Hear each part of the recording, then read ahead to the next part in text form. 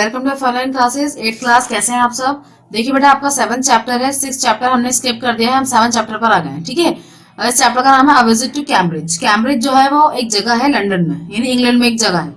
देखते हैं इसके इस चैप्टर में क्या दे रखा है। ठीक है, सो बिफोर यू रीड पढ़ते हैं पहले हम।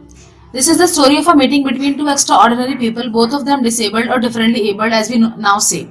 कह रहे हैं कि ये जो है ये कहानी है एक मीटिंग की। किसके बीच मीटिंग की? दो एक्स्ट्रा ऑर्डिनरी पीपल, यानी जो दो ऐसे लोग हैं जो बहुत ज्यादा एक्स्ट्रा ऑर्डिनरी यानी आम लोगों से बहुत ऊपर हैं, बहुत हटकर हैं। और वो दोनों ही क्या है? वो दोनों ही डिसेबल्ड हैं। डिसेबल्ड हैं या फिर ये कह सकते हैं कि डिफरेंटली एबल्ड हैं। ये डिसेबल्ड का मतलब होता है यानी कोई काम प्रॉपर तरीके से ना कर पाते हो, कोई भी एक काम या ज्यादा एक से ज्यादा काम नॉर्मल तरीके से ना कर पाते हो। या फिर आजकल के जमाने में उनको हम क्या बोलते हैं? डिफरेंटली एबल्ड, यानी वो किसी और तरीके से एबल हैं। जैसे क्या होता है बेटा कि अगर कोई ब्लाइंड है तो अल्लाह ताला जो है उसकी सेंसेस को थोड़ा स्ट्रॉन्ग कर देता है। ठीक है, बनिस्बत उसकी कि जो ब्लाइंड नहीं है। तो जो ब्लाइंड होते हैं उनकी हियरिंग पावर, उनकी जो सेंसिंग पावर होती है वो ज्यादा होती है। ठीक है ना, तो इसीलिए कह रहे हैं कि डिफरेंटली एबल्ड। और अभी जो है अभी और लेटेस्ट अगर इसकी बात करें तो उसको हम बोलते हैं child with special need. A child या a person with special need बोलते हैं उसको। ठीक है बेटा, Stephen Hawking is one of the greatest scientist of our time. कह रहे हैं स्टीफन हॉकिंग जो है वो हमारे टाइम के बहुत बड़े साइंटिस्ट हैं। ठीक है, साइंटिस्ट है। ही suffers from a form of paralysis that confines him to a wheelchair and allows him to speak only by punching buttons on a computer which speaks for him in a machine like voice.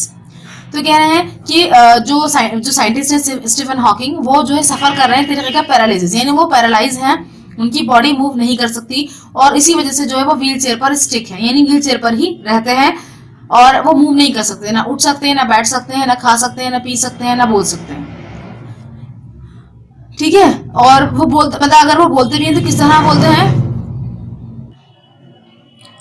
तो उनके पास एक punching machine है और सामने मतलब जहां जैसे वो चेयर पर बैठे रहते हैं तो उनके सामने एक छोटी सी स्क्रीन है। तो पंचिंग मशीन यानी सिर्फ उनका एक अंगूठा है वो मूव करता है, उस पंचिंग मशीन को वो उस अंगूठे से मूव करते हैं और वर्ड्स को चूज करते हैं।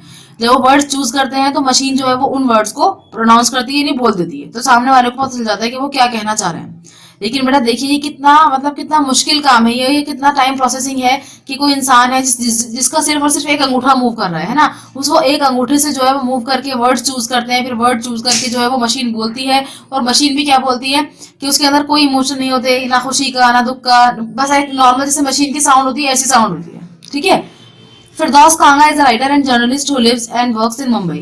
Kanga was born with brittle bones that tended to break easily when he was a child. तो कह रहे हैं फिरदौस कांगा जो है वो एक राइटर है, यानी जिनके साथ इनकी मीटिंग हुई है। तो ये एक राइटर है और जर्नलिस्ट हैं जो कहाँ पर काम करते हैं? मुंबई में काम करते हैं। ठीक है, तो कांगा जो है उनको जब उनका जन्म हुआ था तो उनको एक बीमारी थी ब्रिटल बोन्स। ये क्या बीमारी होती है? इसके अंदर जो हड्डियां होती है बहुत कमजोर होती हैं वो, और वो बहुत जल्दी टूट जाती है, यानी जरा सा भी जोर देने से, इवन खड़े होने से भी टूट जाएगी हड्डी, है ना, इतने ज्यादा वो वीक है।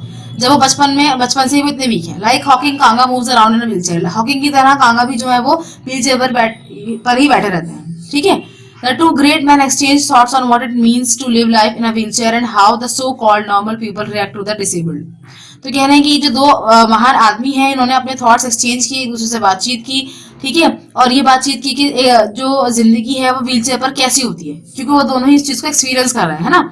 तो व्हील चेयर पर जिंदगी किस तरह गुजरती है ये बातचीत की। और दूसरा ये कि जो नॉर्मल पीपल हैं, सो कॉल्ड नॉर्मल पीपल जो है वो किस तरह रिएक्ट करते हैं डिसेबल्ड के लिए, यानी अगर कोई भी इंसान डिसेबल है या फिर उसे कोई प्रॉब्लम है जो वो नॉर्मल तरीके से नहीं कर पाता है, तो जो नॉर्मल लोग हैं वो किस तरह उनको देखकर रिएक्ट करते हैं ना। कुछ लोग सिंपैथी दिखाते हैं, कुछ लोग मजाक उड़ाते हैं। तो ये इन सब चीजों पर उन्होंने बातचीत की।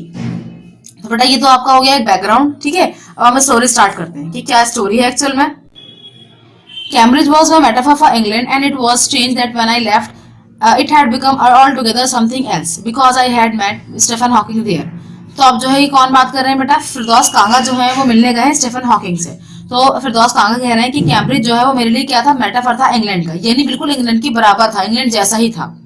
ठीक है, जैसे सपोज पूरे इंडिया की अगर हम बात करें और दिल्ली की बात करें तो पूरे इंडिया का जो एक जिस्ट है वो दिल्ली में नजर आ जाता है हमें, है ना। सभी तरीके के लोग रहते हैं, सब स्टेट्स के आकर रहते हैं, डिफरेंट डिफरेंट रिलीजन्स के रहते हैं। तो हम कह सकते हैं कि हमने दिल्ली देख ली तो पूरा इंडिया देख लिया, यानी दिल्ली जो है वो पूरा इंडिया ही है एक तरीके से ये कहा जाए। तो ऐसे ही कह रहे हैं कि फिरदौस कांगा कह रहे हैं कि कैम्ब्रिज जो है वो मेरे लिए क्या है? जैसे कि इंग्लैंड, है ना। और कह रहे हैं कि ये बड़ी अजीब सी बात है कि मैं समझता था कि इंग्लैंड में सिर्फ कैम्ब्रिज ही देखने लायक चीज है, लेकिन जब मैं वापसी आया, मतलब वापस लौट कर आया इंडिया, तो मेरे जो ख्यालात थे वो बदल चुके थे। क्यों बदल चुके थे? क्योंकि मैं कैम्ब्रिज में स्टीफन हॉकिंग से भी मिल चुका था। यानी ऐसा नहीं था कि इंग्लैंड में सिर्फ कैम्ब्रिज ही देखने की चीज है, बाकायदा वहां पर और भी बहुत सारी चीजें हैं जो बहुत स्पेशल हैं। तो उनमें से एक स्टीफन हॉकिंग भी है। ठीक है। It was on a walking tour through Cambridge that the guide mentioned Stephen Hawking, poor man who is quite disabled now, though he is a worthy successor to Isaac Newton, whose chair he has at the university. तो कह रहे हैं कि जब मैं walking tour पर था, walking tour यानी मतलब जब जैसे पैदल चलते हैं ना लोग, तो पैदल चलते हैं तो देखते रहते हैं, लोगों से मिलते रहते हैं, बातचीत करते रहते हैं, फोटोज क्लिक करते रहते हैं, क्योंकि ये जर्नलिस्ट भी हैं और एक राइटर भी हैं। तो ये अपनी जो पूरी यात्रा वृत्तांत देखना चाहते हैं, एक टूर का पूरा जो हिसाब, मतलब जो भी इन्होंने एंजॉय किया, जो कुछ महसूस किया, वो सब लिखना चाहते हैं, है ना। तो कह रहे हैं कि मैं एक वॉकिंग टूर पर था, लेकिन बेटा ये तो व्हील चेयर पर रहते हैं तो ये वॉक तो नहीं कर पाएंगे, तो साथ में इनके कोई गाइड थे, है ना। तो कह रहे हैं मैं जब वॉकिंग टूर पर था कैम्ब्रिज के, तो मेरा जो गाइड था उसने मुझे बताया कि स्टीफन हॉकिंग जो है वो कौन है, बहुत ही पुअर मैन, मतलब बहुत ही ज्यादा बेचारे हैं वो। क्यों? क्योंकि वो बहुत ज्यादा डिसेबल हैं, यानी बिल्कुल भी वो चल फिर नहीं सकते, बोल नहीं सकते, खा नहीं सकते, है ना, उठ बैठ नहीं सकते, कुछ नहीं कर सकते। दो he is a worthy successor, लेकिन उसके बावजूद भी वो क्या है, वो एक काबिल सक्सेसर है। किसके? इसाक न्यूटन की। इसाक न्यूटन तो बेटा आप जानते हैं कौन है, जिन्होंने लॉ ऑफ ग्रेविटी दिया था, है ना। एप्पल वाला जो एग्जाम्पल है कि जमीन पर एप्पल गिरता है, तो इसाक न्यूटन जो है ये वो है। तो कह रहे हैं कि इसाक न्यूटन कौन है? इसाक न्यूटन के वर्दी सक्सेसर हैं, उनके काबिल वंशज हैं। कौन? Stephen Hawking. ठीक है। और स्टीफन हॉकिंग ही जो है यूनिवर्सिटी में जो इसाक न्यूटन की चेयर थी उस पर अब बैठे हैं, यानी उस पर, यानी उनकी जगह जो है वो स्टीफन हॉकिंग ने ली है। इसाक न्यूटन के बाद स्टीफन हॉकिंग ही इतना काबिल आए हैं कि जो इसाक न्यूटन की जगह पर बैठे हैं। ठीक है, इसका मतलब ये होता है। And I started because I had quite forgotten that this most brilliant, completely paralyzed astrophysicist, the author of A Brief History of Time, one of the biggest bestsellers ever lived here. तो कह रहे हैं अब ये फिरदौस खांगा बता रहे हैं कि मैं जो है, मुझे ख्याल आया कि अरे मैं तो बिल्कुल भूल ही गया कि इतने ज्यादा मशहूर साइंटिस्ट, एस्ट्रोफिजिस्ट जो कि पैरालाइज हैं, लेकिन उसके बावजूद भी उन्होंने इतना कुछ अचीव किया है, वो यहीं रहते हैं, कैम्ब्रिज में ही रहते हैं। ठीक है। और वो ऑथर भी किसकी? A brief history of time, ये उनकी बुक का नाम है, जो अपने वक्त की बेहतरीन सेलर रही है, यानी सबसे ज्यादा बिकने वाली बुक रही है। वो भी यहीं रहते हैं। When the walking tour was done, I rushed to a phone booth and almost tearing the code so it could reach me outside. तो कह रहे हैं कि जब मेरी वॉकिंग जो है, यानी वॉकिंग टूर खत्म हो गया, तो फटाफट में दौड़ता हुआ यानी बहुत जल्दी में जो है मैं फोन बूथ पर गया। फोन बूथ यानी बेटा जिस एसटीडीज होती है ना, अब तो सबके पास फोन है, पहले ना एसटीडीज हुआ करती थी, यानी अगर आपके पास फोन नहीं भी है तो आप बाहर जाकर उसके अंदर कुछ कॉइन्स वगैरह डाल करके उस पर आप बात कर सकते हैं फोन से। ठीक है ना। तो कह रहे हैं मैं फोन बूथ की तरफ गया और मतलब बिल्कुल जल्दी में गया वहां पर, और मैंने उसका जो तार था उसको बैठे ही बाहर की तरफ खींच लिया, क्योंकि वो उठकर अंदर नहीं जा सकते, तो बाहर की तरफ खींच लिया। फोन स्टीफन हॉकिंग्स हाउस, और मैंने स्टीफन हॉकिंग के घर पर फोन किया। There was his assistant on the line and I told him, तो वहां पर जो उनका असिस्टेंट था लाइन पर, और मैंने उसको बताया। I had come in a wheelchair from India, perhaps he thought I had propelled myself all the way to write about my travels in Britain. तो कह रहे हैं कि मैंने, जैसे उनके असिस्टेंट ने फोन उठाया तो मैंने उसको बताया कि मैं जो है इंडिया से व्हील चेयर पर आया हूँ। ठीक है। तो यहाँ पर कह रहे हैं कि मुझे लगा शायद वो ये सोच रहा होगा कि मैं डायरेक्ट व्हील चेयर पर ही आया हूँ, मैंने कोई प्लेन वगैरह नहीं लिया। तो ये एक थोड़ी सी फनी बात थी यहाँ पर बीच में।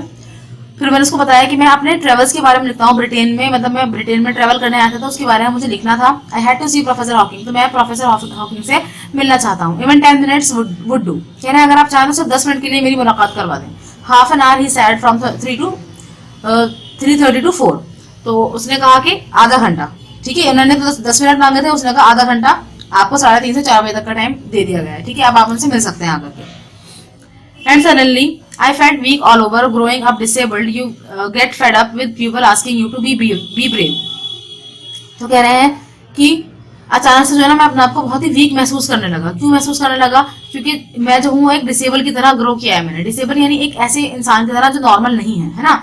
तो आप लोगों की बातें सुन के ना बोर हो जाते हैं, कि लोग आपसे कहते हैं कि नहीं बहादुर बनो, ठीक है, तुम्हारे अंदर ये सब करने की ताकत है, तुम कर सकते हो। As if you have a courage account on which you are too lazy to draw a cheque. इस तरह बात करते हैं जैसे कि कोई हमारा एक अकाउंट है हिम्मत का, करेज का, और हम जो है उसके अंदर से चेक निकालना नहीं चाह रहे हैं। ठीक है। सबके पास जो है एक लिमिटेड ही हिम्मत होती है, लिमिटेड ही बहादुरी होती है, लेकिन मुझसे तो सब ऐसे ही कहते रहते हैं जैसे मेरा कोई अकाउंट है। The only thing that makes you stronger is seeing somebody like you achieving something huge.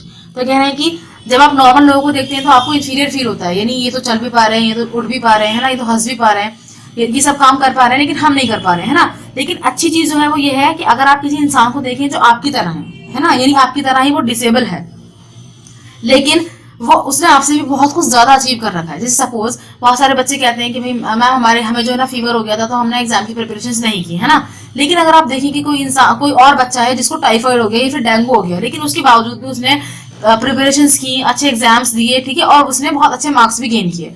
तो यानी आपने क्या देखा कि आप दोनों लगभग लगभग एक स्टेज पर थे, बल्कि वो आपसे भी ज्यादा नीचे स्टेज पर था, क्योंकि उसको उसको ज्यादा बड़ी बीमारी हो रही थी, है ना। लेकिन उसके बावजूद भी उसने क्या करा, अच्छा रिजल्ट दिखाया। तो कह रहे हैं कि इस सिचुएशन में जो है वो आपको अच्छा लगता है किसी ऐसे इंसान से मिलना जो कि आपकी तरह हो, लेकिन आपसे ज्यादा उसने बहुत कुछ अचीव कर लिया हो। Then you know how much is possible and you reach out further than you ever thought you could. तो कहना है कि फिर उसके बाद जो है आप ये सोचते हैं अपने अंदर कि यानी इसने ही अचीव कर लिया था, मैं भी कर सकता था, यानी मैंने जो किया, मैंने अब तक जो अचीव किया है वो बहुत कम किया है, ठीक है, यानी अभी और संभावना है, मैं बहुत कुछ अचीव कर सकता हूँ, बहुत कुछ हासिल कर सकता हूँ अपनी जिंदगी में। I haven't been brave, said his embodied computer voice the next afternoon. I have had no choice. तो अब यानी अब अगले दिन की बात बता रहे हैं कि जब वो वहां पहुंच चुके हैं, फरदौस कांगा, जब वो वहां पहुंच गए, वो तो दोनों बातचीत कर रहे थे, उन्होंने पूरी नहीं दिखाई। तो अब यहाँ पर जो जवाब दिया है ना वो किसने दिया, स्टीफन हॉकिंग ने दिया। स्टीफन हॉकिंग कह रहे हैं कि मैं कभी भी इतना बहादुर नहीं था, ठीक है, बल्कि उन्होंने नहीं कहा, उनकी जो डिसएम्बॉडिड कंप्यूटर वॉइस यानी कंप्यूटर की आवाज ने कहा। डिसएम्बॉडिड का मतलब यानी जिसकी कोई बॉडी नहीं है। बॉडी किसकी है, बॉडी तो स्टीफन हॉकिंग की है, पर कह कौन रहा है, कंप्यूटर कह रहा है ना। तो कह रहे हैं कि अगली दोपहर को जब मैं वहां था तो उस आवाज ने मुझसे ये कहा कि मैं कोई इतना बहादुर नहीं था, ठीक है, मेरे पास कोई चॉइस ही नहीं है। जैसे सपोज कि कोई इंसान अगर पानी में गिर जाए तो वो क्या करेगा, वो हाथ पैर मारेगा, ठीक है, अगर लग अच्छा हुआ तो उन्हीं हाथ पैर मारने से वो बच भी सकता है और हो सकता है कि वो मर भी जाए, है ना। तो अगर वो बच गया तो सब क्या कहेंगे भाई कि तुम तो बड़े बहादुर थे, है ना, कि तुम बच गए। तो वो क्या कहेगा कि नहीं भाई मैं बहादुर नहीं था, मेरे पास चॉइस ही नहीं थी कुछ, अगर मैं पानी में गिर गया था तो मुझे अपने आप को बचाने के लिए हाथ पैर तो मारने ही थे, है ना। तो ये ऐसे ही बता रहे हैं कि मेरे पास चॉइस ही नहीं है कोई, यानी मुझे ऐसे ही रहना है। तो इसमें बहादुरी वाली बात ही नहीं है। Surely I wanted to say living creatively with the reality of his disintegrating body was a choice, but I kept quiet because I felt guilty every time I spoke to him, forcing him to respond. तो कह रहे हैं फरदौस कांगा कह रहे हैं कि surely यानी मैं यकीनन मैं उनसे ये कहना चाहता था कि आप जो इतना क्रिएटिवली जी रहे हैं, यानी जो नॉर्मल इंसान नहीं कर सकते, आपने वो अचीव कर लिया है, वो आपने प्राप्त कर लिया है। बीइंग अ साइंटिस्ट, आप इतने बड़े साइंटिस्ट हैं, एस्ट्रोफिजिस्ट हैं, और ये माना जाता है कि आप इसाक न्यूटन की सक्सेसर हैं, ठीक है, और आपकी जो बॉडी है वो डिसइंटीग्रेटिंग है, यानी बिल्कुल भी आपका सपोर्ट नहीं कर रही है, बिल्कुल एक तरीके से आप सिर्फ आपका एक अंगूठा मूव कर रहा है, उसके बावजूद भी आपने बहुत कुछ अचीव कर लिया है ना। तो मैं उनसे कहना चाहता था कि ये वाकई चॉइस है ना, ये सब आपकी चॉइस ही तो हुआ है। ऐसे बहुत सारे लोग हैं जो डिसेबल्ड हैं, वो कुछ भी नहीं कर पाते अपने लाइफ में, लेकिन आपने ये नॉर्मल लोग भी कुछ भी नहीं कर पाते हैं, लेकिन आप जो है अब नॉर्मल है एक तरीके से देखा जाए तो, और डिसेबल्ड हैं फिर भी आपने अचीव किया, तो इट मीन्स ये आपकी चॉइस ही है ना, ऐसा नहीं कि आप मजबूर हैं इसको करने के लिए। लेकिन फिरदौस खाना कहते हैं लेकिन मैं ये सब उनसे कहा नहीं, क्यों, क्योंकि मुझे बहुत गिल्टी लग रहा था, बहुत बुरा लग रहा था। हर बार जब भी मैं उनसे कुछ बात कर रहा था तो उनको जवाब देने में बड़ी मुश्किल हो रही थी, है ना, यानी वो मैं उनको फोर्स नहीं करना चाहता था जवाब देने के लिए। There he was tapping at the little switch in his hand, trying to find the words on his computer with the only bit of movement left to him. His long pale fingers. तो कह रहे हैं कि जब भी मैं उनसे बात करता था वो मुझे जवाब दिया करते थे किस तरीके से कि उनकी जो लंबी लंबी पीली पीली उंगलियां पड़ गई थी, वो सिर्फ उनको मूव कर पा रहे थे, और उनसे जो है वो बटन जो एक बटन था, एक तरीके का लीवर था, उसको दबा करके वर्ड चूज करते थे, फिर वो वर्ड जो है वो उनका कंप्यूटर बोला करता था। Every so often his eyes would shut in frustrated exhaustion. और कई बार ऐसा भी हुआ कि उनकी जो आंखें हैं वो फ्रस्ट्रेशन में बंद हो गई, यानी जैसे सपोज कि आपसे जो है आपके सामने कोई कुछ बोल रहा हो, है ना, और आपसे कहा जाए कि आप बोल नहीं सकते, या आपको आपका मुंह बंद कर दिया जाए, है ना, तो आपको जो ना गुस्सा आएगा ना, फ्रस्ट्रेशन होगी कि मतलब मेरे पास का जवाब है लेकिन वो बोल नहीं पा रहे हैं ना। तो ऐसे कह रहे हैं कि वो बोलना तो चाह रहे हैं, लेकिन उनके पास जवाब भी है लेकिन वो बोल नहीं पा रहे हैं। And sitting opposite him, I could feel his anguish, the mind beyond, with thoughts that came out in frozen phrases and sentences stiff as corpses. तो कह रहे हैं कि मैं उनके सामने बैठा हुआ था, फिरदौस खान कह रहे हैं कि स्टीफन हॉकिंग के मैं सामने बैठा हुआ था, और मैं उनकी परेशानी को, दुख को, तकलीफ को महसूस कर पा रहा था कि उनके जहन में इतनी सारी थॉट्स हैं, बहुत सारी बातें हैं शेयर करने के लिए या फिर कहने के लिए, लेकिन वो सब किस तरह है, वो फ्रोजन फ्रेजेस हैं। फ्रेजेस बोलते हैं छोटे छोटे टुकड़े, यानी जैसे छोटे बच्चे बात करते हैं ना, जैसे वो बोलते हैं मम, तो यानी इट मीन्स के पानी, है ना, या वो बोलते हैं बाहर, तो यानी बाहर जाना है उनको। तो इस तरह की जो बातें होती हैं, तो कह रहे हैं कि उनके जहन में थॉट्स तो बहुत सारी हैं, लेकिन जो सामने किस तरह आ रही है, फ्रोजन फ्रेजेस में आ रही है। फ्रोजन फ्रेजेस का मतलब क्या हुआ, फ्रोजन फ्रेजेस का मतलब क्या हुआ, यानी कि वो जो आवाज है वो कंप्यूटराइज्ड है, यानी उसके अंदर कोई इमोशंस नहीं है। जब इंसान बात करते हैं तो वो तेज बोलते हैं, हल्के बोलते हैं, हंसकर बोलते हैं, रोकर बोलते हैं, है ना। तो उनकी जो आवाज है फ्रोजन है, बिल्कुल एकदम बिल्कुल एकदम ब्लंट है, यानी पता नहीं चल पा रहा है कि वो किस तरीके से बात कर रहे हैं, यानी खुशी हो रही है उन्हें या दुख हो रहा है, कुछ समझ में नहीं आ रहा है। And sentences stiff as corpses, और इस तरह के सेंटेंसेस जिस तरह की किसी कोई डेड बॉडी, है ना, यानी उनके सेंटेंसेस के अंदर कोई भी उतार चढ़ाव नहीं है, कोई भी इमोशंस नहीं। ठीक है बेटा, देखिए आगे देखते हैं। A lot of people seem to think that disabled people are chronically unhappy. I said, I know that's not true myself. Are you often laughing inside? तो कह रहे हैं कि अब यहाँ पर जो फिरदौस कांगा है वो पूछ रहे हैं स्टीफन हॉकिंग से कि बहुत सारे लोग जो है वो यही कहते हैं कि जो डिसेबल्ड लोग होते हैं वो खुश नहीं रहते, है ना, मतलब अंदर से जो ना वो बहुत दुखी रहते हैं। तो मैंने उनसे कहा, यानी कांगा कह रहे हैं कि मैंने उनसे कहा, I know that's not true myself, are you often laughing inside. तो मैंने उनसे पूछा कि देखिए मुझे लगता है कि ये बात सच नहीं है, क्योंकि कई बार ऐसा होता है कि मैं जो है अपने अंदर हंसता हुआ महसूस करता हूँ, ठीक है, यानी मुझे अंदर अंदर हंसी भी आती है किसी बात पर, ऐसा नहीं कि मैं हमेशा ही दुखी या अफसुर्दा रहता हूँ। About 3 minutes later, he responded, I find it amusing when people patronize me. तो आप कह रहे हैं कि जब मैंने उनसे सवाल किया तो स्टीफन हॉकिंग ने मुझे 3 मिनट बाद जवाब दिया, यानी 3 मिनट तक उनको जो है वर्ड्स ढूंढने में और फाइंड आउट करने में टाइम लगा, 3 मिनट का। उसके बाद उन्होंने मुझे जवाब दिया कि हाँ, मुझे भी जो है इस बात पर हंसी आती है और एक तरीके से एक मजा भी आता है थोड़ा सा, कि जब लोग जो है मुझसे सहानुभूति दिखाते हैं, यानी मुझे रहमदिली दिखाते हैं, हालांकि वो कहीं ना कहीं यही जता रहे होते हैं कि मैं उन जैसा नहीं हूँ, मैं उन जैसा नॉर्मल नहीं हूँ। And do you find it annoying when someone like me comes and disturbs you in your work? तो मैंने उनसे पूछा, यानी फिरदौस कह रहे हैं कि मैंने उनसे पूछा कि क्या आपको बुरा लगता है कि जब कोई मतलब आपके पास आता है और आपको आपके काम में डिस्टर्ब करता है? द आंसर फ्लैश्ड यस, तो मतलब फौरन ही आंसर आया हाँ। जैसे फिर आपने कहा हाँ मुझे बुरा लगता है। Then he smiled his one way smile and I knew without being sentimental or silly that I was looking at one of the most beautiful men in the world. तो कह रहे हैं कि और इसके बाद मतलब आंसर देने के बाद स्टीफन हॉकिंग का जो, क्योंकि देखिए उनका जो मतलब बॉडी थी पैरालाइज थी ना, तो एक तरफ ढलकी रहती थी वो, तो उनका जो आधा चेहरा मुझे दिख रहा था उस पर हल्की सी स्माइल आई, ठीक है। और मैं भी इस बात पर मतलब मुझे जो है इस बात पर कोई मतलब ऐसा नहीं लगा कि मुझे बुरा लगा हो या फिर मैं बहुत सेंटिमेंटल हो गया हूँ, ना मैंने कोई बेवकूफ़ी वाला रिएक्ट किया। हालांकि मुझे अब इस बात पर थोड़ा अजीब लगा कि मैंने अजीब सा सवाल पूछ लिया था उनसे, है ना, लेकिन मुझे ये मालूम था कि मैं इस वक्त जो है दुनिया के सबसे हसीन, सबसे ही ज्यादा ब्यूटीफुल इंसान को देख रहा हूँ। A first glimpse of him is shocking because he is like a still photograph, as if all those pictures of him in magazines and newspapers have turned 3-dimensional. तो कह रहे हैं कि जब मैंने उनकी पहले झलक देखी थी, या फिर कोई भी अगर उनकी पहले झलक देखेगा तो बहुत शॉक हो जाएगा, क्योंकि ऐसा लगेगा जैसे ये कोई फोटोग्राफ है, क्योंकि वो हिल नहीं सकते हैं, जिस तरह वो उनकी फोटोज होते हैं बस सिर्फ उसी तरह ही जो है वो बैठे रहते हैं, बस ऐसा लगता है कि जो फोटो है वो 3D हो गए हो, लेकिन मूवमेंट कोई भी नहीं है, ठीक है। Then you see the head twisted sideways into a slump and torso shrunk inside the pale blue shirt. The wasted legs, you look at his eyes, which can speak still, and they are saying something huge and urgent. It is hard to tell what.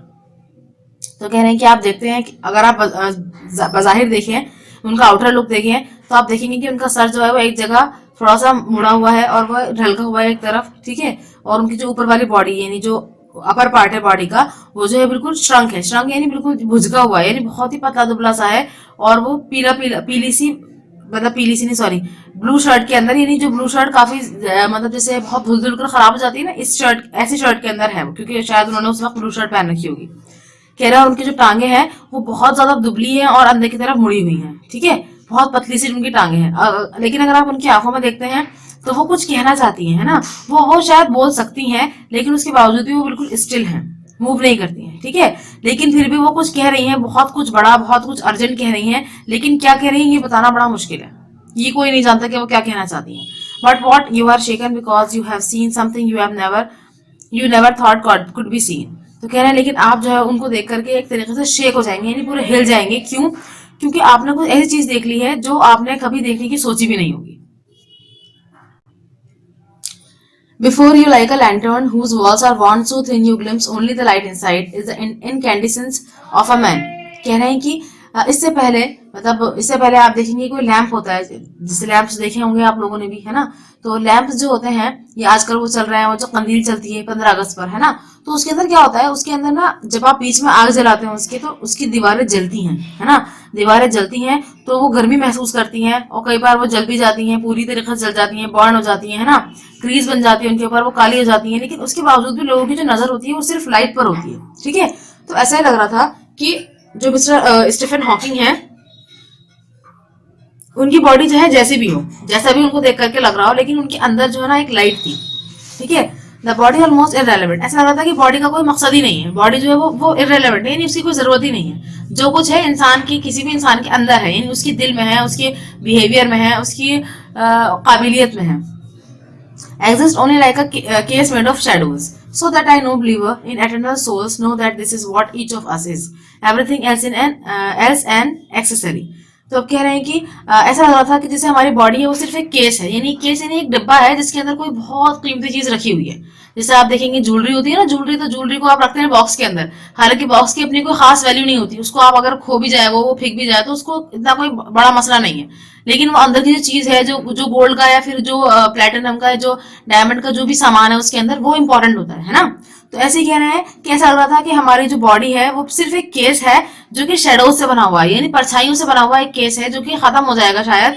लेकिन हालांकि मैं भी इस बात पर यकीन नहीं करता था कि इटर्नल सोल जो है वो कोई मायने रखती है, यानी हमारी जो आत्मा है, हमारी जो रूह है वो कोई मायने रखती है, लेकिन उनको देखकर मुझे ये वाकई महसूस हुआ कि हमारी जो भी कुछ है वो हमारी आत्मा ही है, हमारी रूह ही है ना।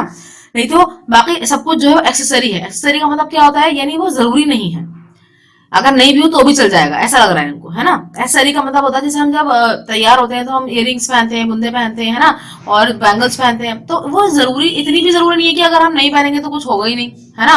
एक्सेसरी मतलब सजावट के लिए यूज की जाने वाली कोई चीज। तो हमारी जो बॉडी है वो एक तरीके की एक्सेसरी है हमारे लिए। What do you think is the best thing about being disabled, I had asked him earlier. तो मैंने उनसे ये पूछा कि आप क्या सोचते हैं कि डिसेबल होने में क्या चीज अच्छी है, क्या बात अच्छी है। I don't think there is anything good about being disabled. तो उन्होंने कहा कि मुझे नहीं लगता कि कुछ भी अच्छा होगा डिसेबल्ड होने में। ये किसने कहा, ये स्टीफन हॉकिंग ने कहा। I think I said you do discover how much kindness there is in the world. तो मैंने, फिरदौस ने कहा कि मैं सोचता हूँ, और शायद आप इस बात से जो है अंदाजा लगा सकते हैं कि दुनिया में कितनी इंसानियत है ना, लोग कितने काइंड है, कितने रहमदिल हैं। Yes, he said it was a disadvantage of his voice synthesizer that it could be convey no inflection, no shades or tone, and I could not tell how enthusiastically he agreed with me. तो इस बात पर उनका जवाब आया हाँ, लेकिन ये जो है एक कमी थी उनकी वॉइस सिंथेसाइजर की, यानी जो कंप्यूटर उनकी आवाज को सिंथेसाइज करके भेज रहा था उसकी ये कमी थी कि उसके अंदर कोई भी इन्फ्लेक्शन नहीं था, यानी उसके अंदर कोई भी इमोशंस नहीं थे, ना कोई शेड्स है कि मतलब उनको खुशी हो रही है या दुख हो रहा है या फिर किस तरीके से उन्होंने बात कही है। बस वो एक कंप्यूटर रिकॉर्डेड था और वो मतलब जिसे एक रिकॉर्डर बोलता है, बिल्कुल without any kind of emotions, वो उस तरह बोल दिया करता था। तो लेकिन शायद मुझे ऐसा लग रहा था कि वो इस बात पर मेरे साथ बहुत अच्छी तरीके से एग्री करते हैं। एंथुसियास्टिकली का मतलब होता है यानी बहुत ज्यादा खुशी के साथ, समझिए, ठीक है। Every time I shifted in my chair और turn my wrist to watch the time, I wanted to make every one of our 30 minutes count. I felt a huge relief and exhilaration in the possibilities of my body. तो कह रहे हैं जब भी मैं अपनी chair पर shift हो रहा था, ठीक है, और अपने कलाई को मोड़कर अपनी घड़ी में टाइम देख रहा था, तो मैं जो है ये देख रहा था कि जैसे मतलब मेरा 30 मिनट जो है वो खत्म होने वाले, यानी टिक टिक करके टाइम खत्म होता चला जा रहा था, लेकिन उसके बावजूद भी जो है मुझे बहुत ज्यादा रिलीफ, बहुत सुकून मिल रहा था और मुझे एक स्पीड मिल रही थी अपने अंदर कि मैं कितना लकी हूँ कि मेरी बॉडी के अंदर इतनी पॉसिबिलिटीज है कि मैं अपनी चेयर पर हिल सकता हूँ, अपने हाथ को जो है मोड़ सकता हूँ, है ना, और अपने घड़ी में टाइम देख सकता हूँ। लेकिन वो सामने जो बैठे शख्स हैं स्टीफन हॉकिंग, दुनिया के इतने बड़े एस्ट्रोफिजिस्ट, उसके बावजूद भी जो है वो क्या कर सकते हैं, कुछ नहीं कर सकते। वो बेचारे ना बोल सकते हैं, ना उनकी आंखें मूव करती हैं, सिर्फ एक एक पूरी बॉडी का एक अंगूठा उनका काम करता है, जो जिससे जो है वो बहुत सोचकर बहुत देर में कोई जवाब दे पाते हैं। How little it mattered than what I would never walk or even stand. तो कह रहे हैं कि अब मुझे उनको देखकर ऐसा लग रहा था कि कितनी मामूली सी बात है कि मैं कभी चल नहीं पाया, मैं कभी खड़ा नहीं हो सकता। ये कितनी मामूली सी बात है कि कम से कम मैं अपनी चेयर पर तो मूव कर सकता हूँ।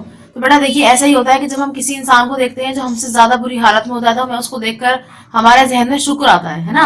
यानी हम सोचते हैं कि अल्लाह ताला ने हमें फिर भी बहुत बेहतर रखा है। अगर कोई इंसान गरीब है और वो देखे, वो हर वक्त वो शिकायत करता रहे कि मेरे पास ये नहीं है, वो नहीं है, ये नहीं है, वो नहीं है, है ना, लेकिन वो देखे कि उनसे भी ज्यादा कुछ गरीब है।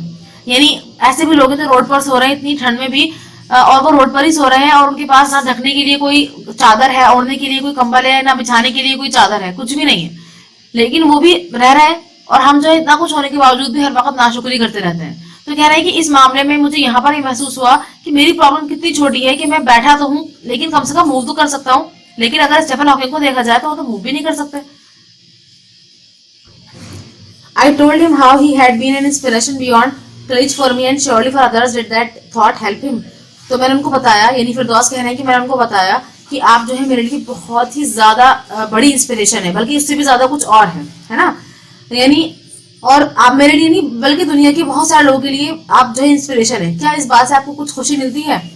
No he said and I thought how foolish I was to ask. तो उन्होंने कहा नहीं, मुझे कोई खुशी नहीं मिलती इस बात से। और फिर मुझे एहसास हुआ, यानी फिरदौस कह रहे हैं मुझे एहसास हुआ मैंने कितना बेवकूफ़ी वाला क्वेश्चन उनसे पूछ लिया था।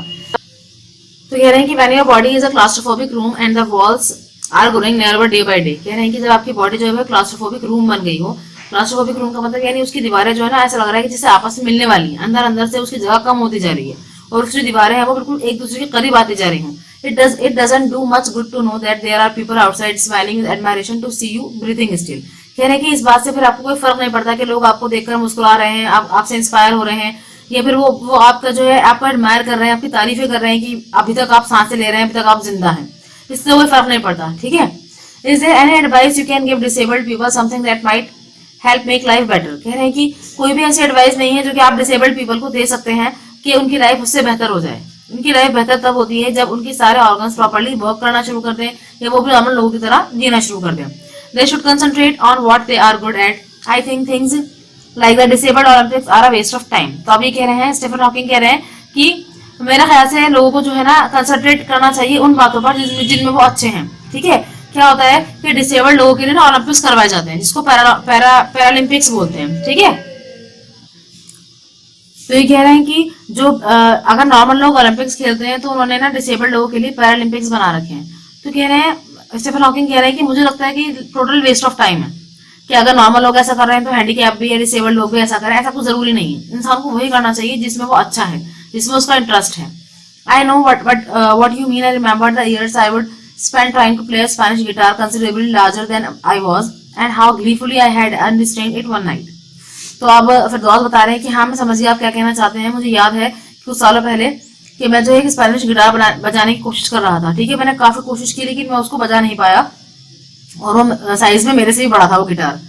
फिर आखिरकार मैंने जो है एक रात बैठकर उसको सारे स्ट्रिंग्स यानी सारे तार निकाल दिए और उसके बाद मुझे बहुत खुशी हुई कि जो मैं नहीं कर सकता वो मैंने नहीं किया, ठीक है। जो मैं कर सकता हूँ, जिसमें मैं अच्छा हूँ, मैं वही करूँ।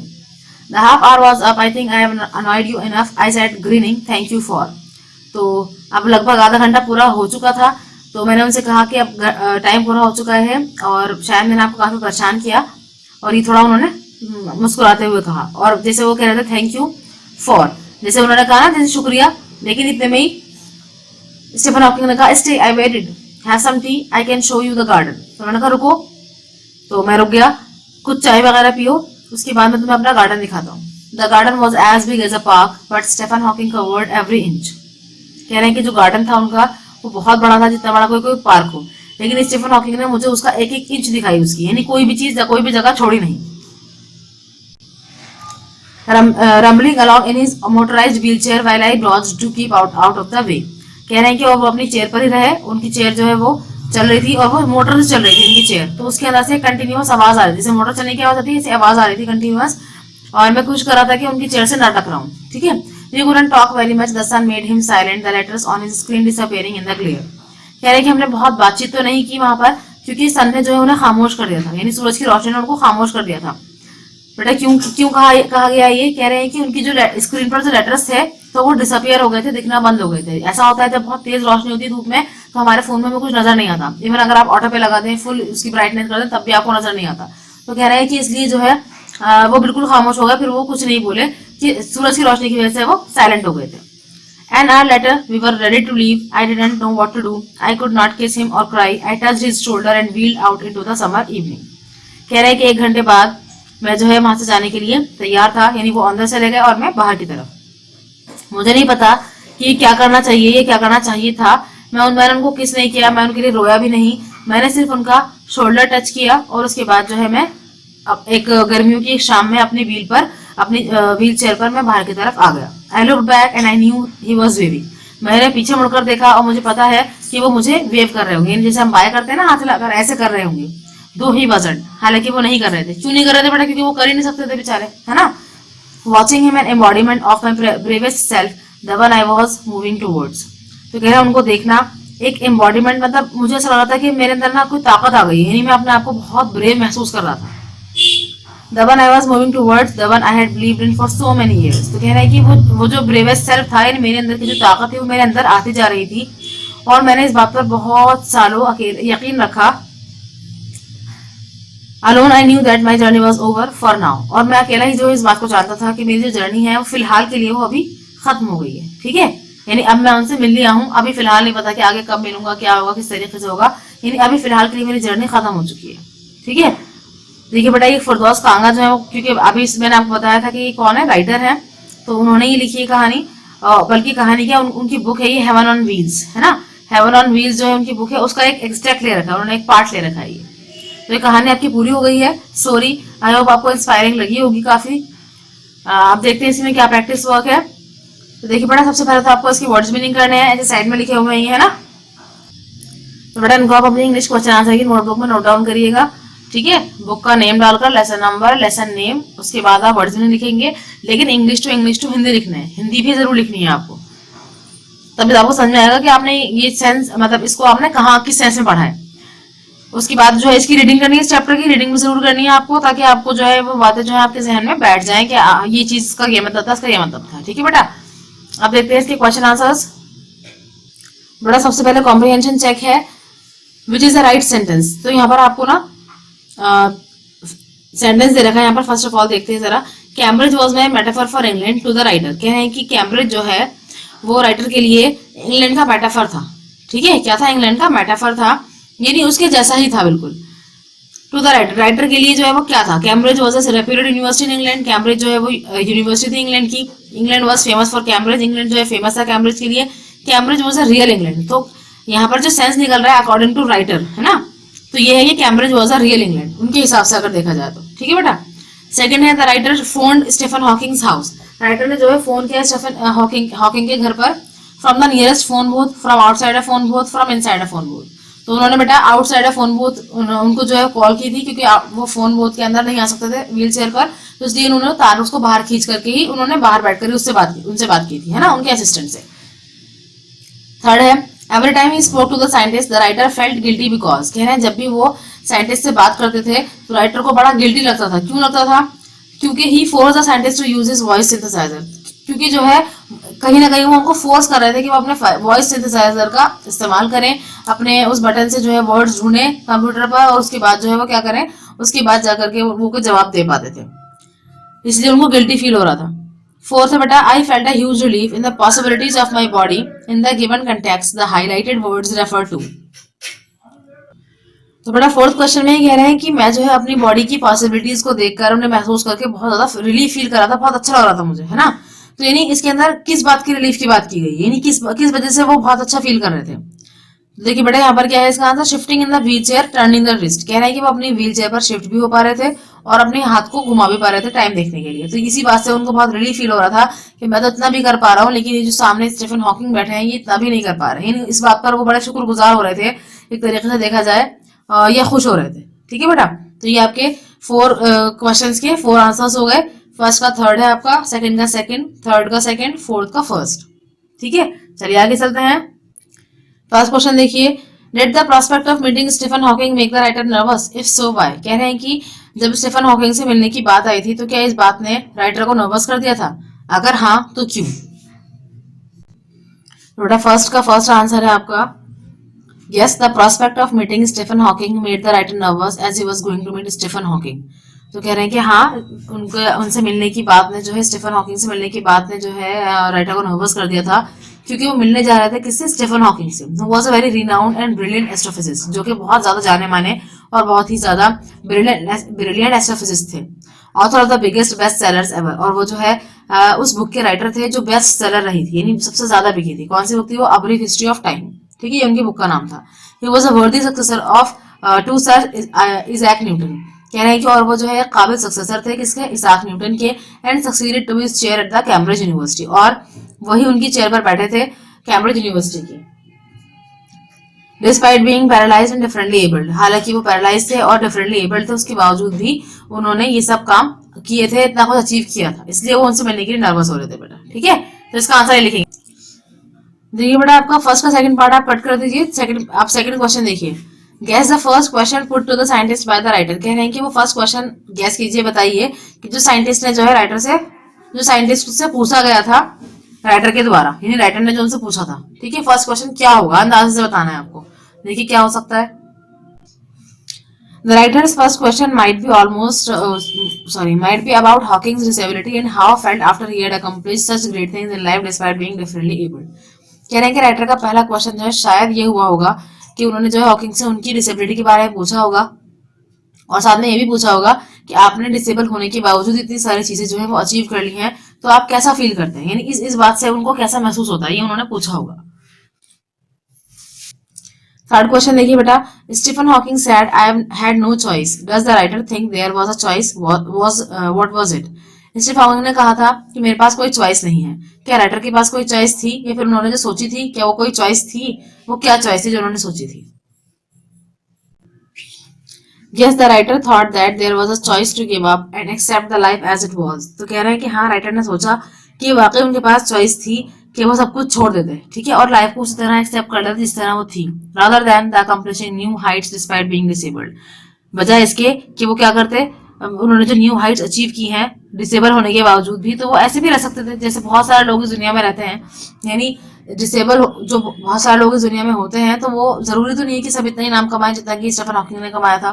तो यानी उनके पास चॉइस थी कि वो जो है चाहे ऐसा रहें चाहे वैसे रहें। तो उन्होंने क्या चूज किया कि वो जो है दुनिया के इतने बड़े महान एस्ट्रोफिजिस्ट बनकर उभरे। ठीक है बेटा, तो यही चॉइस थी। फोर्थ देखिए बेटा, I could feel his anguish, what could be the anguish. तो यहाँ पर कह रहे हैं कि मैं उनका दर्द महसूस कर पा रहा था, यानी कर सकता था। तो क्या दर्द था उनका, क्या तकलीफ थी उनकी, ठीक है, जो कि फिरदौस खान जो है महसूस कर पा रहे थे। Stephen Hawking wanted to share a lot of his ideas, but he was dependent on a voice synthesizer for expressing his thoughts without any emotions. तो कह रहे हैं स्टेफन हॉकिंग के पास बहुत सारे आइडियाज थे जो वो शेयर करना चाहते थे, लेकिन वो टोटली वॉइस सिंथेसाइजर पर डिपेंड करते थे, है ना, उस पर डिपेंड कर रहे थे। तो जब वो अपनी कोई भी थॉट मतलब एक्सप्रेस करना चाहते हैं, तो वो कैसे आती थी, वो विदाउट इमोशंस आती थी। यानी उनकी जो वॉइस सिंथेसाइजर था, यानी वो जो कंप्यूटर था, उसके अंदर कोई फीलिंग महसूस नहीं हो रही थी कि वो खुशी की आवाज है, गम की आवाज है, दुख की आवाज है, वो सब में जो है एक सी ही आवाज थी। Firdaus could feel the pain and helplessness of Stephen Hawking. तो कह रहा यही बात थी जो फिरदौस जो है महसूस कर पा रहे थे कि वो किस तरीके से वो मजबूर है एक तरीके पर, टोटली जो है वो उस सिंथेसाइजर के ऊपर मुनहसिर है। फिफ्थ क्वेश्चन देखिए बेटा, what endeared the scientist to the writer so that he said he was looking at one of the most beautiful men in the world. कह रहे हैं कि किस बात ने जो है साइंटिस्ट की किस बात ने राइटर को ये कहने पर मजबूर कर दिया कि वो दुनिया के सबसे खूबसूरत इंसान को देख रहे हैं। ऐसा उन्हें क्यों लगा राइटर को। इसका आंसर देखिए बेटा, when the writer asked Stephen Hawking if he found it annoying when someone disturbed in his work, he quickly responded with a yes and suddenly gave a one-way smile, and this endeared the scientist to the writer. तो कह रहे हैं कि जब writer ने पूछा Stephen Hawking से कि आप जो है मतलब मेरी तरह जब कोई आपके पास आता है तो उससे आप बड़े अनोय हो जाते हैं, परेशान हो जाते हैं आपके काम में डिस्टर्बेंस होने की वजह से, तो स्टीफन हॉकिंग ने जल्दी से रिस्पॉन्ड कर दिया कि हाँ वो परेशान हो जाते हैं। और ये कहने के बाद जो है उनके चेहरे पर हल्की सी स्माइल आई। इसी स्माइल ने जो है साइंटिस्ट को एंडियर कर दिया, यानी एक तरीके से घेरे में ले लिया, है ना। Firdaus felt that he was indeed looking at one of the most beautiful man in the world. इसी बात से फिरदौस को ऐसा लगा कि वो दुनिया के सबसे खूबसूरत इंसान को देख रहे हैं। Who was differently abled but had a beautiful soul. वो डिफरेंटली एबल तो है, लेकिन उसके बावजूद भी उनके पास जो है बहुत ही खूबसूरत आत्मा है, सोल है, यानी उनका जो इनर है वो बहुत ज्यादा खूबसूरत है। सिक्स क्वेश्चन देखिए बेटा, read aloud the description of the beautiful man which is the most beautiful sentence in the description. कह रहे हैं कि आप the beautiful man, the beautiful जो है, जो इसका जो डिस्क्रिप्शन है, तो मतलब क्या कहा गया है इस बारे में, मोस्ट ब्यूटीफुल सेंटेंस क्या है इस पूरे डिस्क्रिप्शन का, इस पूरी कहानी का सबसे ज्यादा खूबसूरत सेंटेंस क्या है। The most beautiful sentence in the description of the beautiful man is, before you like a lantern whose walls are worn so thin, you glimpse only the light inside is the incandescence of a man. तो कह रहे हैं कि जो पूरी कहानी का सबसे ब्यूटीफुल सेंटेंस है वो क्या है कि आप जो है जब एक लैंटर्न को देखते हैं तो उसकी जो दीवारें हैं वो जल रही होती हैं, है ना, और बहुत पतली हो चुकी होती हैं, लेकिन उसके बावजूद भी उसके अंदर से ना आपकी जो नजर है उसकी लाइट पड़ जाती है, आपकी जो नजर है वो उसकी लाइट पड़ जाती है, ठीक है, जो कि उसके अंदर से निकल रही होती है उसमें से। तो इसी तरह जो है ना एक इंसान की कहानी है, इंसान के अंदर भी जो है जो उसके जो लाइट जो है वो उसकी अच्छाई है, उसके अंदर की जो अंतरात्मा है वो उसकी अच्छाई है, बजाय इसके कि उसका पूरा जिस्म, यानी आउटर लुक जो है वो अगर बहुत अच्छा भी है लेकिन इनर लुक बेकार है तो उसका कोई फायदा नहीं है। बजाय इसके कि अगर आउटर लुक थोड़ा अच्छा नहीं भी है तो भी चलेगा, लेकिन अगर इनर लुक अच्छा है तो वो बहुत अच्छी बात है, ठीक है बेटा। नेक्स्ट क्वेश्चन देखिए, सेवंथ क्वेश्चन का फर्स्ट पार्ट है बेटा, if the lantern is the man what would its walls be. कह रहे हैं कि अगर लैंटर्न जो है वो एक इंसान है, यानी इंसान को आप लैंटर्न से कंपेयर करके देखिए तो उसकी वॉल्स जो है वो क्या है, अगर इंसान के कंटेक्स्ट में बात करें तो the walls would refer to the structure of the human body, ठीक है, यानी स्ट्रक्चर जो है ह्यूमन बॉडी का, ये पूरी बॉडी जो है ना वो उसकी वॉल्स हैं, सिवाय उस इनर सोल के, ठीक है बेटा। सेवन का सेकंड देखिए, what is house with in the thin walls. कह रहे हैं कि उन थिन बनी यानी पतले पतले दीवारों के अंदर क्या चीज है, क्या हाउस है, क्या रहता है उसके अंदर, ठीक है। The light of the soul is housed within the thin walls of the body. तो कह रहे हैं जो लाइट है, सोल की जो लाइट है यानी आत्मा की जो रोशनी है वो उसके अंदर रहती है, किसके अंदर रहती है, उन पतली पतली दीवारों के अंदर रहती है बॉडी की, ठीक है बेटा। नेक्स्ट देखिए बेटा, नेक्स्ट के अंदर क्या करना है आपको, third, what general conclusion does the writer draw from this comparison. कह रहे हैं कि राइटर ने जो है एक जनरल सा कंक्लूजन निकाला था, एंड निकाला था इस कंपैरिजन के बाद, यानी दोनों का मवाजना करने के बाद उसने जो कंपैरिजन किया था एक तरीके से, तो क्या कंक्लूजन उसने निकाला था। The general conclusion that the writer draws is that the soul is more important than the physical structure of the body. It is nothing more than just an accessory. कह रहे हैं जो जनरल कंक्लूजन उसने निकाला था writer ने, वो ये कहा था कि इंसान के अंदर जो है उसकी सोल सबसे ज्यादा इंपॉर्टेंट है बजाय उसके फिजिकल स्ट्रक्चर के, बॉडी के, ठीक है। और ये जो है ये सिर्फ एक एक्सेसरी है, यानी नहीं भी हो तो भी चल जाएगा, लेकिन अगर इनर सोल नहीं है तो फिर कोई फायदा ही नहीं है। 8th क्वेश्चन देखिए बेटा, what is the scientist message for the disabled. कह रहे हैं कि साइंटिस्ट का क्या मैसेज था डिसेबल्ड लोगों के लिए, क्या कहा था उन्होंने डिसेबल्ड लोगों से। Stephen Hawking message for the disabled is that they should concentrate on what they are good at. They should not try to copy others and make vague efforts to do what others do. They should try their best to utilize all the available resources and achieve any task. कह रहे कि Stephen Hawking ने message दिया था disable लोगों के लिए कि उनको जो है वही उस पर कंसंट्रेट करना चाहिए जिसमें वो अच्छे हैं, ठीक है, बजाय इसके कि जो अगर ऐसा नहीं होना चाहिए कि कोई दूसरा अगर कर रहा है तो हम भी वो करेंगे, ठीक है ना, यानी कॉपी नहीं करना चाहिए दूसरों को, और ना ही ऐसे वेग एफर्ट्स करने चाहिए, वेग मतलब ऐसे बेकार एफर्ट्स करने चाहिए जो कि आप सोच रहे हैं कि भाई दूसरा अगर कर रहा है इंसान तो हो सकता है उसके अंदर वो कैपेबिलिटी हो, सब कुछ सिंगर बन रहा है अगर, तो जरूरी तो नहीं है कि हम भी सिंगर बन पाए, आप भी सिंगर बन पाए, तो डिपेंड करता है ना कि हमारे अंदर वो चीज है नहीं है। तो हमें अपने आसपास की जितनी भी रिसोर्सेज है, अवेलेबल रिसोर्सेज जितनी भी, उनको यूटिलाइज करना चाहिए, उनका इस्तेमाल प्रॉपर करना चाहिए, और उसके बाद किसी भी चीज को हम अचीव कर सकते हैं बजाय इसके कि हम दूसरों को कॉपी करें, है ना, यानी जो हमारे अंदर है उसको हम निखारें, उसको जो है उभारें, बजाय इसके कि दूसरे की कोई चीज देख करके या दूसरे को देख करके वो ये काम कर रहा है तो हम भी ये काम करने लगे, ठीक है बेटा। नेक्स्ट देखिए, 9th क्वेश्चन बेटा आप कट कर दीजिए, 9th क्वेश्चन, उसके बाद 10th देखिए, the writer expresses his great gratitude to Stephen Hawking, what is the gratitude for. तो क्या है, राइटर जो है वो अपना बहुत ज्यादा उनका बहुत एहसान मानता है स्टीफन हॉकिंग का, तो किस बात पर उनका एहसान मानता है ना, यानी शुक्रगुजार होता है, क्यों होता है शुक्रगुजार। Stephen Hawking inspired the writer a lot and thus he was grateful to him.